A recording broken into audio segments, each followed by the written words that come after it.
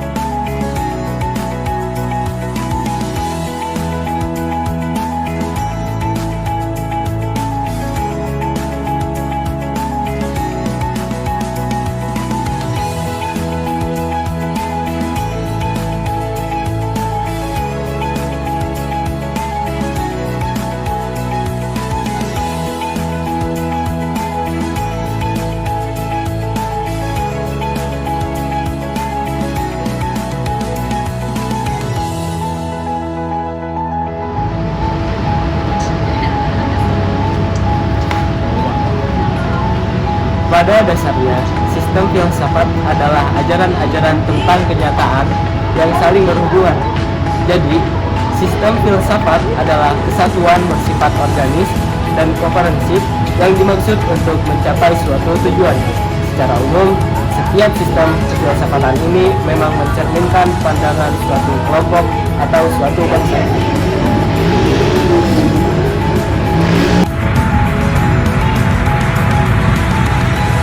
Tujuan dari filsafat Pancasila ada 5, yaitu yang pertama, dapat menciptakan bangsa yang religius serta patuh kepada Allah Subhanahu wa Ta'ala.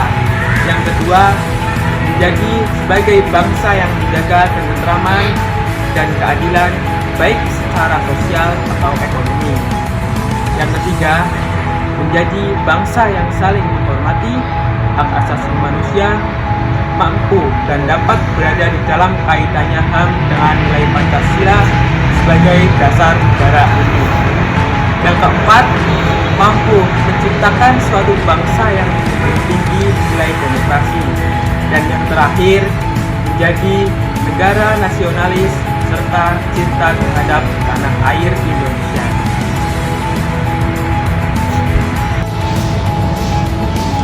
Apa itu fungsi dari filsafat Pancasila? Yang pertama, menjadi falsafah hidup bangsa. Filsafat Pancasila mempunyai fungsi berdasarkan kesatuan bangsa. Hal ini yang mungkin dikarenakan adanya pandangan bahwa nilai Pancasila mengandung sebuah nilai kepribadian yang akan menjadi paling tepat dan sesuai dengan bangsa Indonesia. Pancasila merupakan nilai yang paling bijaksana, adil, dan juga paling tepat untuk menyatukan seluruh rakyat Indonesia. Yang kedua, sebagai dasar negara. Apabila telah disebutkan bahwa sebagai fungsi dari filsafat Pancasila adalah salah satu sumber dari seluruh sumber hukum, maka dari itu Pancasila ini berfungsi sebagai dasar untuk mengatur pemerintahan dan penyelenggaraan negara.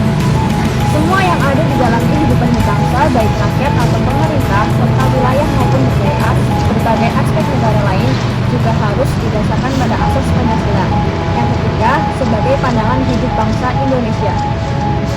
Filsafat Pancasila memiliki fungsi sebagai suatu cara hidup bangsa Indonesia. Pancasila merupakan sebuah pedoman serta instruksi dalam kehidupan sehari-hari warga negara.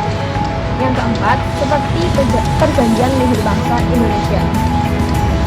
Setelah diadakan Deklarasi Kemerdekaan Indonesia tepatnya pada tanggal 17 Agustus 1945, Indonesia masih belum mempunyai hukum dasar dengan cara tertulis. Oleh sebab itu, Panitia Persiapan Kemerdekaan Indonesia atau PPKI ini memutuskan pembukaan lambang konstitusi 1945 tetap 1 hari setelah kemerdekaan, yaitu tanggal 18 Agustus 1945 berdasarkan dari Pancasila. Yang kelima, sebagai cita-cita dan tujuan bangsa Indonesia.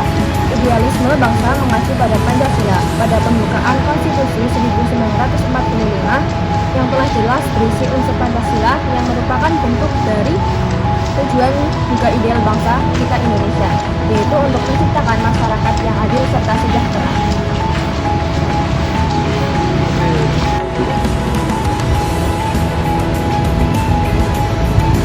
Contoh dari filsafat Pancasila.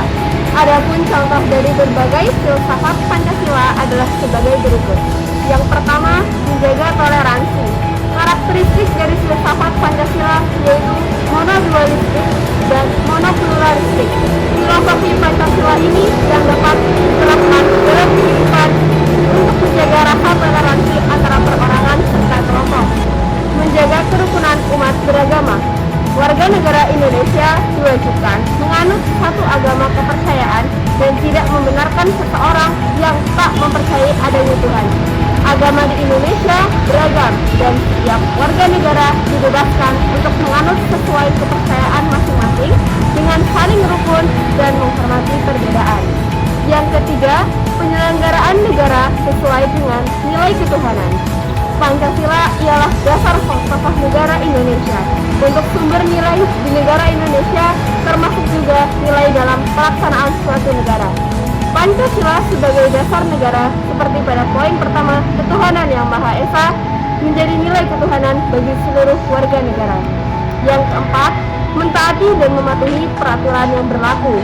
Dalam dunia ini, negara pasti ada hukum yang harus diikuti oleh seluruh warga negara.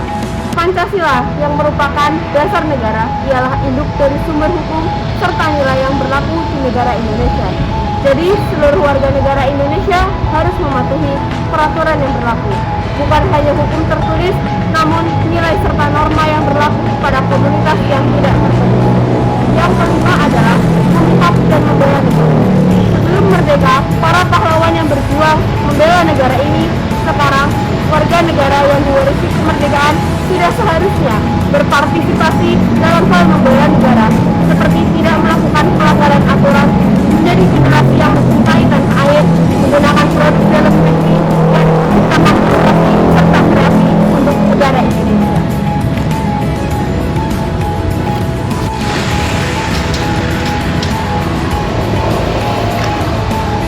Berdasarkan pembahasan di atas, dapat disimpulkan bahwa berfilsafat adalah berpikir secara mendalam dan sungguh-sungguh.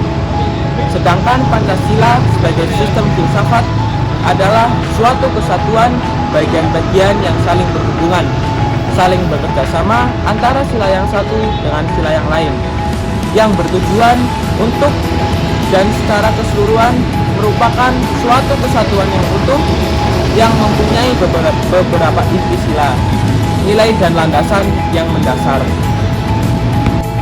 Sekian dari kami, kurang lebihnya kami mohon maaf. Wassalamualaikum